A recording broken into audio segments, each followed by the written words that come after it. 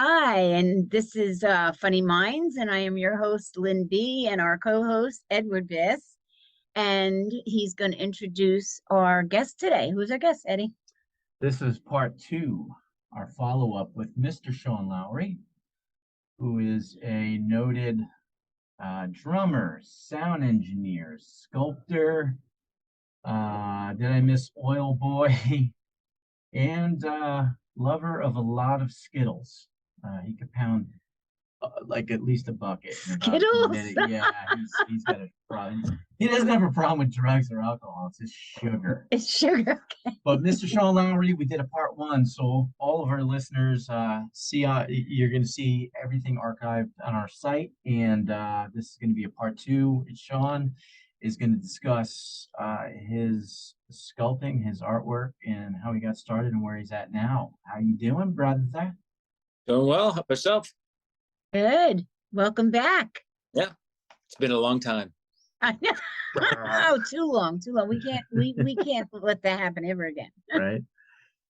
So Sean, we in part one we've gone, a straight run through of where you came from, where you started on drums, musically, band wise, everything up until your tree of life, your sculpting, and your artwork, which is a whole other story, and that's why we wanted to do an episode on this alone, so that the listeners and the fans can really hear what goes on behind the scenes with Mr. Sawblade Head Designs. Go ahead, give us a run through.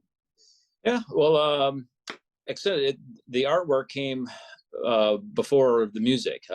When I was 6, the department store, my brother showed me the Kiss Destroyer album, and that totally changed my life from there. But that was actually really the concept of the Life Tree came, because obviously I was a professional artist. I was doing cartoons and murals and watercolor since I was 6.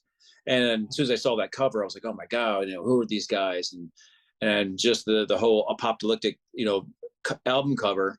And I instantly became a fan. And I thought, well, I started doing like Kiss stage show designs. And what would my character be? And then kind of draw that stuff in there.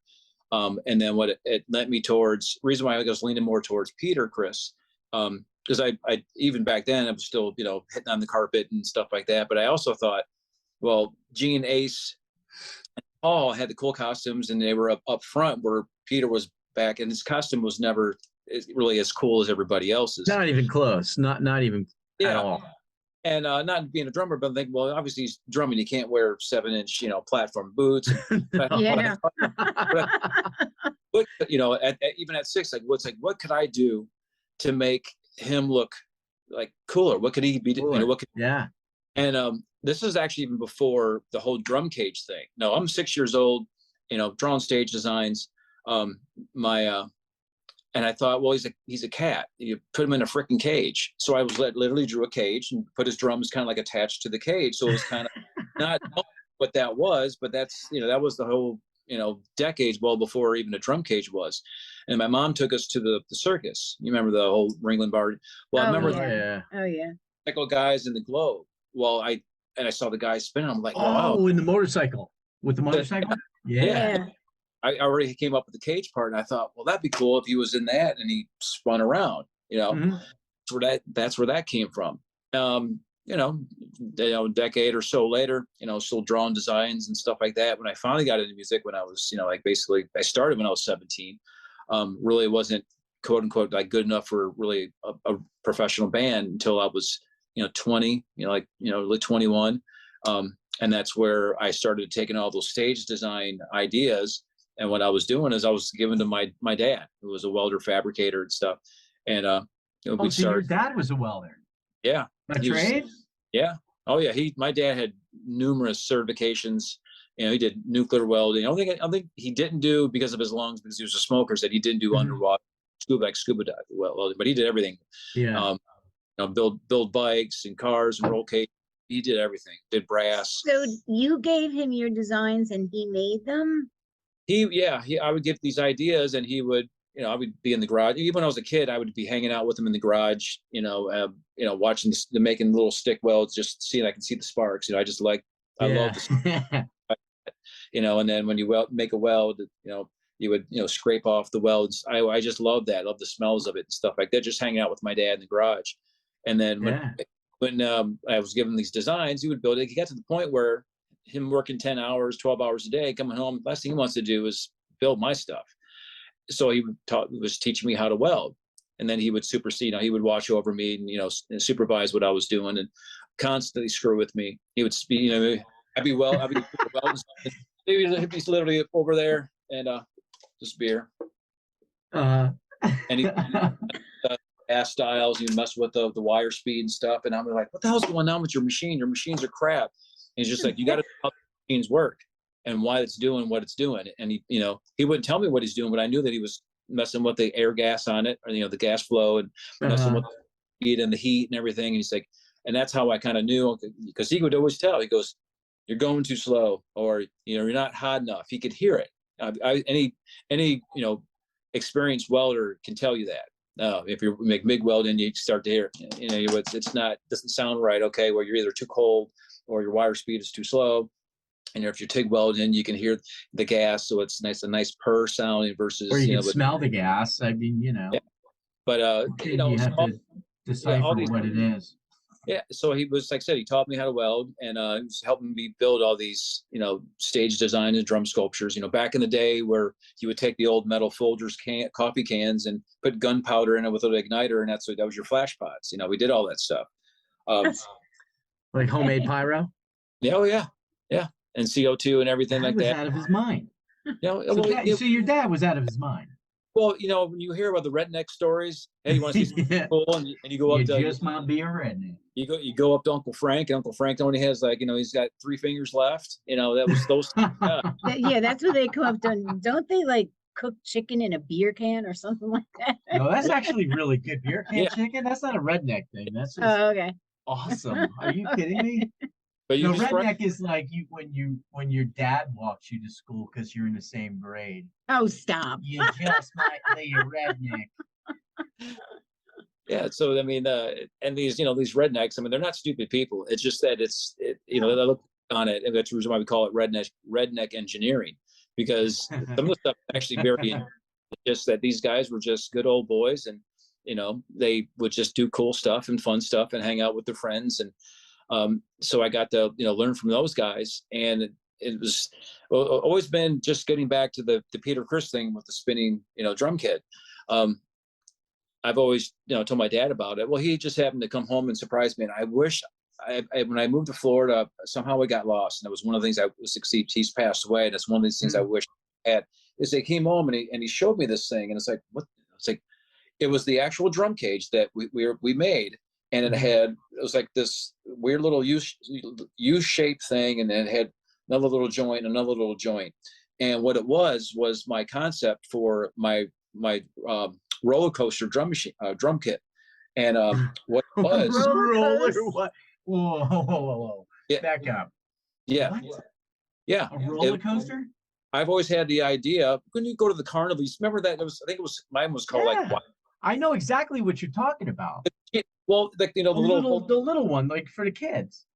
Yeah, well, and it just kind of a little. I always thought about, you put a drum kit on. Granted, it was like spinning fast and stuff like that. But I always thought, can you imagine just a track around a big arena, and the roller coaster was just kind of swinging around, so the people waiting in the nosebleed seats, all of a sudden, here you come, and you wave by, you do a drum fill. That's so neat. That would be the coolest thing ever. Well, and you could even make extra money because you could sell rides on it before and after the gig. Well, like I said, my concept was so big because it was in an arena. But I said, okay. Well, yeah. How are you going to build that? Well, that was the thing. He came up with the idea. I told him about how I just, my Peter Criss saying the spinning ball of the globe of death. Well, he made this little trailer, and it just said this was the drum cage, and it was U-shaped. So what it did, it would bolt to one side of the drum kit, so it spun like this, and then the back side here had another joint, so it would spin like this. So you had this motion. Oh, I got you. Yep. There's another pivot. Do you have any pictures of this? It's on my I think it's on my Mr. Sawblade Head Facebook page. You'll see the rock and roll drum coaster, and you'll see what he had done. We've done is we bought an RV. We cut it in half, took everything off, so it was like a flatbed truck. We put a scissor lift on it. We started to build that, and build everything. It was getting ready to run the hydraulics. He didn't feel comfortable doing the hydraulics because he's got friends that does it. So we need to take it to a professionally done. Because some of the stuff we did was just one tier was big enough. We made this thing 3 freaking tiers. It went up 30 feet. It was stupid. I'm like, you got to be kidding me. And that's awesome. If you go to my site, you'll see just the one tier. You'll see my mom and dad's house, which is 2-story. You see just the one tier. And this thing had another 2 tiers on it. It was just I'm like, God. Top of the So cage. really slow, Sean. Tell everybody what your website is. Well, the website is sawbladeheaddesigns.com.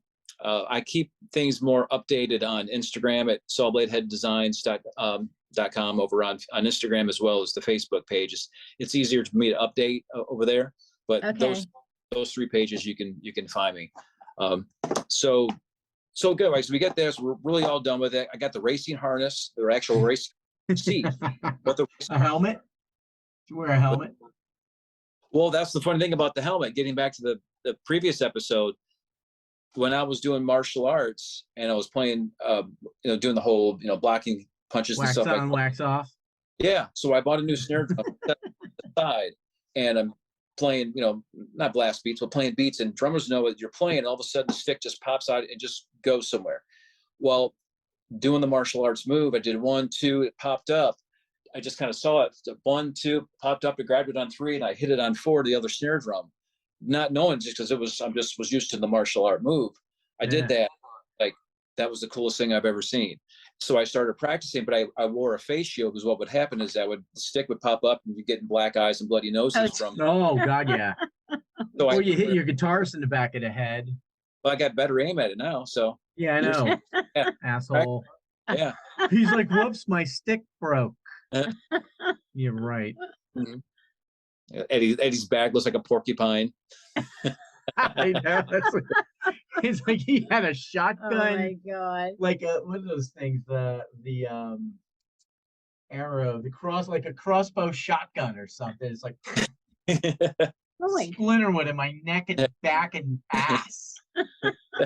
And he's aiming for my ass. It really is what the thing is. But it's a pretty big target. You so honestly, Sean, please, someday before we get too old and croak, please make sure we get on stage and you have a damn roller coaster drum set going, because I gotta say that would be amazing. So the sad thing about this is that so my dad made this little mock-up model and showed me. He's like, oh, so we started working on this thing. We bought an RV, cut it in half, put a scissor lift on it, get ready to run the hydraulics.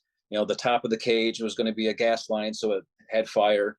The bottom, when you come up, actually the base of it was a pressurized tank, so it sprayed water out to the crowd. So when you would come up, you just spray the water, onto the crowd. Obviously, CO2, so it shot up smoke when it would lift off. This was back when MTV just came out, and my small town of Huron, that city didn't have cable. They didn't have cable for well over probably a year or 2 later after that, and so we're building this thing, almost done with it, and Tommy Lee comes out with his spinning cage, and my friends were like, hey, do you see what Tommy had? I'm like, no. Copied it on a VHS tape, sent it to me, and I'm like, oh my God, it's like everyone's going to think, even ours look cooler, did more, everyone's going to think that I copied Tommy. And back in that time where, if you're the first one that came out with it, it's fine, but if you're the second one, no matter what, it was just kind of like, no. Now today it would be totally different thing. People wouldn't care. People would come out with 6 different versions of it. But back then, I'm like, everyone's going to think. We spent 2 years and 10 grand on that thing. We literally said everyone's going to think I copied them, and we scrapped it. We literally scrapped it, cut it all apart, sold all the stuff, and sold the RV. And that was the biggest regret. Even my dad and I both spoke, years after that. It's like that was the biggest regret is just not finishing it and just finishing it, because we were so close. And one of the biggest regrets of my life. Now, getting back to the life tree, like I said, the life tree was so impactful because it just happened to me like all at once. When I saw it, it was just like, it was instant. I mean, I saw it. And I built another drum cage with my dad, and other people kind of came out with similar ones. And I thought that's kind of, it's before the internet. And I like, well, at least maybe before the end, I don't remember, but I was just like, well, I want to keep I wanted to keep the light hush hush, just because it seemed like whenever I would come out with something, someone else would come out with it, and they would have that name. And I didn't even know how to do sculpting, and I didn't have a forge, I didn't have an acetylene torch to heat up the metal, and I thought, well, how the hell am I going to do it? And I just experimented with doing a mic stand, and then I was like, oh, that looks pretty cool. And then, yeah, but so by then, were you pretty proficient with welding? Or were you kind of getting there? So. I mean, obviously there was a span from welding up with my dad, and then, for years with my dad, and I went to work at a little fab shop welding gates, auto gates. So if you're watching, Bill and Don,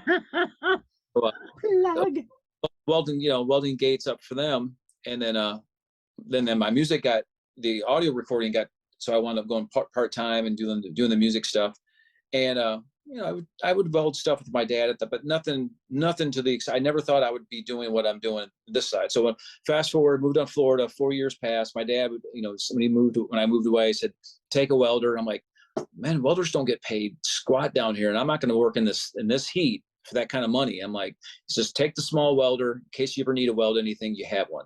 All right, that makes sense. Had it for almost 5 years and never even touched it until Adrian Adonis, my and Lowery at the time. He was like, man, I need a mic stand. I want it made out of chain. All right, just made him a cool chain mic stand, and that kind of got the buzz. So that was cool. I started doing some other little stuff for myself, tables and stuff like that. And then another singer would see it, they would want one, and didn't really take off, because it's just like, I mean, it kind of did, but it was like a money and time thing. It's like, well, I'm not going to make anything. Is it for a friend of mine? Yeah, okay, I'll do it for you. And then it wasn't until people had saw my other previous drum cages and stuff, which is cool. And it really wasn't. I just always had for years, something that was something I was going to do something big as far as a design. And I think it was that lifer it hit me when I was 6 years old instantly, and stuck with me the entire time.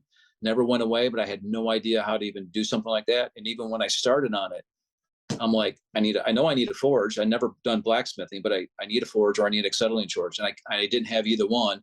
I didn't have the space to do it. Plus I didn't have the money nor the know-how to do it. And I thought, well, I know how to cut some metal and get angry and hammer metal. And that's what I did. Play metal. So it just beat a bunch of metal together to kind of get the look I was going for. And then built the cage, which I knew the entire tree design was the design. But I was playing in bands and we were traveling. I'm like, I don't need the riser portion. Let me just do the top. Yeah. So I part and then built that, and I used that for well over 5 years, to the point where the band I was with was kind of going on. They were kind of breaking up, whatever. And I'm like, well, I got like 3 months. I did the cage top in a little over a month, and I got three and a half months. I should do the bass. 10 months later, it was definitely a big project. And since I was doing the bass, I got so much better at the sculpting that I wound up kind of like stripping down the cage part itself down to the bare metal, so to speak, redoing that. And then so that was about a year build, and then that went viral, and which was really funny, because it did. But it was with being on the internet, you figure it's an easy way you could still find stuff out. You would find out who made it.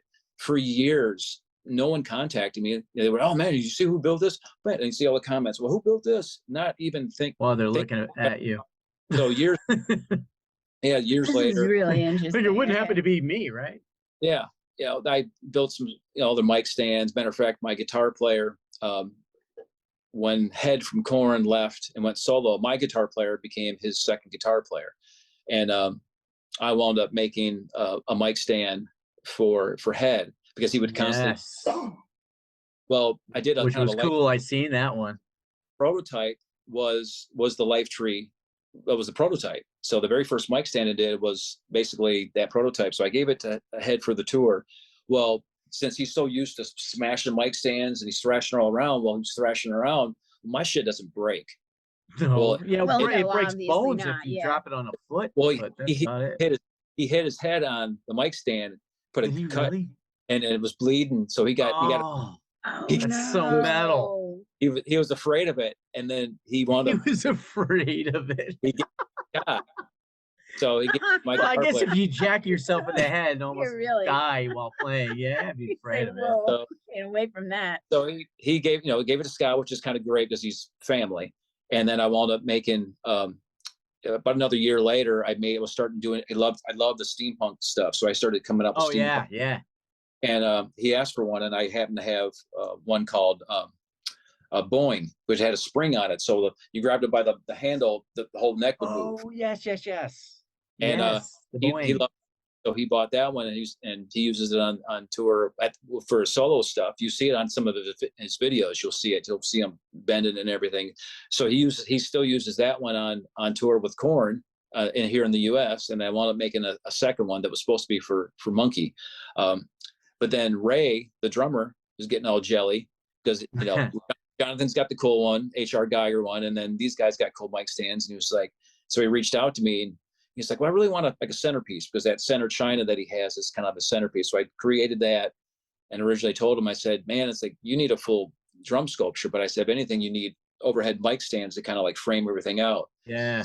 10 years, like literally like 10 years later, it's like, and Ray and I are friends. We talked throughout the year, and I told him when I delivered it, you need overhead mic stands to frame the whole kit in. Oh yeah, we'll talk about that. He calls me up out of the blue, like, or I text me. He's like, hey, you know what? I think I need some overhead. You need the overheads. I realized it was just a 10-year later text that that you finally wanted. Did this. you So do that? Did you? You still had it? And you sent it to him? Well, no, I made the new overhead mic stands for the tour, but he said he just sent me a text, like, whatever, a few months ago, saying like, you know what, I really think I need some cool new overhead mic stands. And I said, dude, I told you about that 10 years ago at Rock on the Range in Ohio. That's funny. So yeah, we're actually for 2023. I've talked to the Rock and Roll Hall of Fame about 10 years ago about, they pitched this whole design of my work. This is when Motley Crue was doing their last show ever, and Alice Cooper was on 32nd last show. Yeah, so Alice Cooper. Well, I did sculptures for Glenn Sobel and for his drum kit. Yeah. And metal vinyl, like Life Tree stuff, some skulls. And so I was called up to Rock and Roll Hall of Fame. It's like, hey man, I got these cool sculptures from Glenn. I said, you guys interested in just putting them on display? I can make you the stand and stuff. And they were like, oh yeah, it'd be really great. It's like, they don't buy anything. It's either you give it to them or it's on a loaner for X amount of time. And so I got into the door with that. It's still great advertising for you. Yeah. And I said, I got this idea. And so I sent them pictures of my work, including the Life Tree. And as we're talking, she scrolls through and she's, oh my gosh, she goes, what is that? And it's the Life Tree. Everybody freaks out. So I explained to her, about who I'm working with and blah, blah, blah. And she's like, I said, well, God, who played that? And I said, well, that's mine. I built that. And she's like, I'm like, that's not, but that's, I said, but what's your first impression? That you were blown away? She's like, yes. And I said, well, I would like to see that in the Rock and Roll Hall of Fame. I said, because you have other sculptures and stuff like that. But I said, no one cares who played it. I said, the fact that you come up and you saw that thing and you were blown away with it. I said, I have people, it's on display at Sam Ash, and I have people from all around the United States go there specifically for a photo. So my concept was, I have all these iconic rock drummers, and I said, they all want drum sculptures. I said, what is your thought about, I build these things for these icons, and then when they're done with the tour, it comes here on display. And it might be a couple of years, and if they want to use it for another tour, I said, but it's going to be on rotation. You might have actually a brilliant idea. Yeah. And I said, you might have, Will Hunt, Ray, Glenn Sobel. And they were like, we really like that idea. And I said, and she said, well, how long do we have these things for? I said, these sculptures, I said, more like will be mine, because I know they'll probably, but that's the concept is I'll make them, I'll own them. And they're going to be, basically I told her, I said, it's my legacy, Yeah, absolutely. Right. It's your creation. Cleveland is my hometown. As a matter of fact, I was on that street team way back in the, whatever it was, the 80s or 90s, whatever, when they were doing the whole war. It was going to be Nashville, New York, or Cleveland. Those three cities. When they had all the street team of voting where the Rock and Roll Hall of Fame was going to be, I was one of those guys. And we played. That's so great. I have They owe you then. They owe you. So are your sculptures there now? No, but the pictures that we're working on now between Nova Rex is actually in the Smithsonian. The first documentary is actually in the Rock and Roll Hall of Fame on their archives. So Okay. That is super cool. all this ammunition, and what we're going to do, we are going to pitch it Okay. to bring the life tree there on display, as well as me building more drum sculptures for Ray, for Will Hunt, for Glenn Sobel, all icons, and then to put them on display at their Hard Rock, and when they want them for sure. So they'll come and get them. How long does it take to set up and break down? I mean, Well, it depends on the size, I would think, right? No, well, the thing the is one that that you have, The main one. the main one. I can set that if the parts are laying around where I have place to put everything together. I can literally set the life tree up. The fastest I've ever done it was 16 minutes. Wow. Really? That's By that's yourself? It looks so complicated. I mean, wow. It's a gazillion pounds. it all disassembles. One person, one impact wrench for the life tree. That's the purpose, because if these things aren't roadworthy as far as setup and tear down, it's pointless. It's just an Oh, art piece. yeah. Well, So- absolutely. Yeah. Absolutely. Getting back to being the artist and going and having my dad teach me how to weld and doing these shows. Well, Eddie's probably done. When you open up for national acts, you got either usually 15 minutes from taking your stuff off stage to on stage. You got 15 minutes. If it takes you a half hour, you just Yeah, it's a massive time crunch.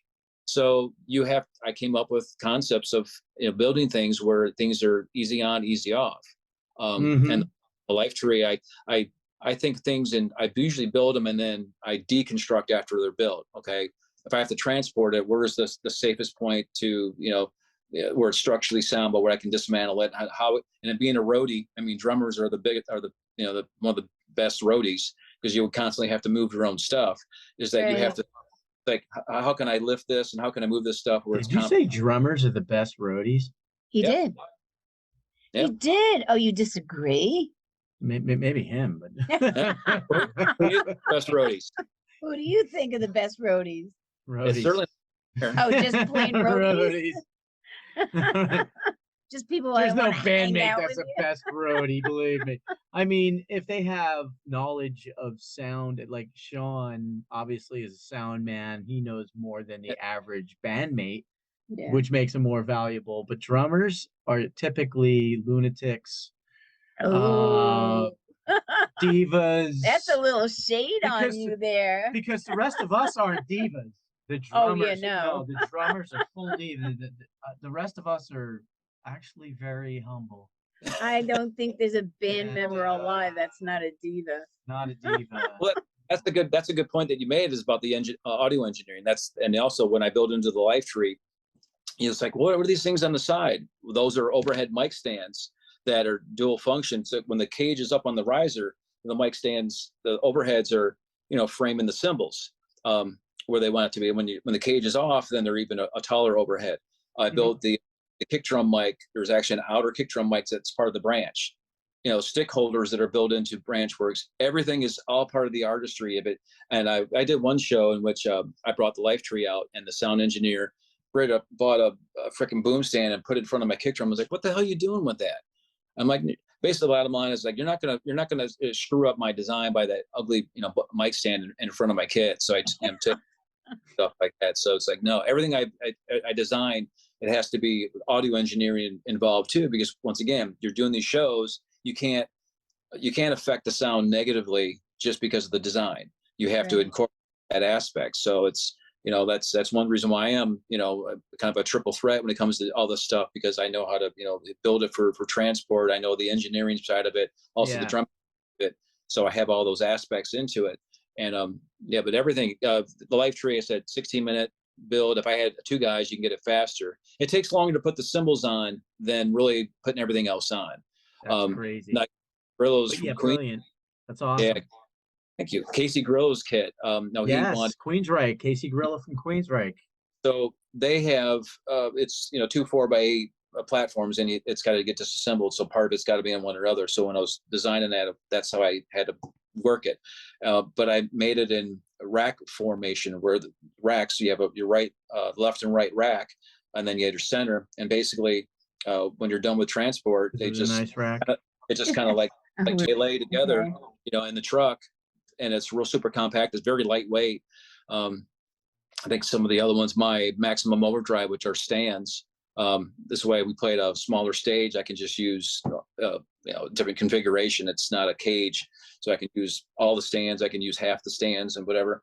So yeah, everything I build is to it's We're functional. gonna have to say goodbye again, Sean. Unfortunately, and it's been great. No. I know it's been Well, we're great gonna having have you to on. do Very part 3. interesting, really. Yes. Honestly, we do. And I thank you so much. And I want everybody to go to Sean's site and look at all the amazing things that he's done. One more thing, I forgot to even mention with all the stuff we're talking about is I'm a co-host on well.com, so I have a lot of my builds on well.com where I teach people, cool. Well.com. Okay, Weld. okay, Weld. Okay. Weld.com. Yep. And for all of our friends out there, our Gigglebits, you can see us on funnyminds.podbean.com, or you can go directly to Spotify now and see our episodes we just launched. And I thank you so much. And please help our organizations. That's breast cancer and St. Jude's Children's Hospital. And don't forget, if you're in Tampa, go to Side Splitters, because it's a comedy shop like no other. You'll have a great time. Sean, thank you so much again for being with us. Yes. And we will do a part 3. Send me a pic. We need to know more about this. Send me a pic for our guest spot that I can put you on, Yeah, okay? do you want to leave that up to me? Yeah. Want me to get creative? Plenty. I have so many. You just let me know, big boy. All right, Sean, take care. It Thank was you, great brother. seeing you again. Bye-bye.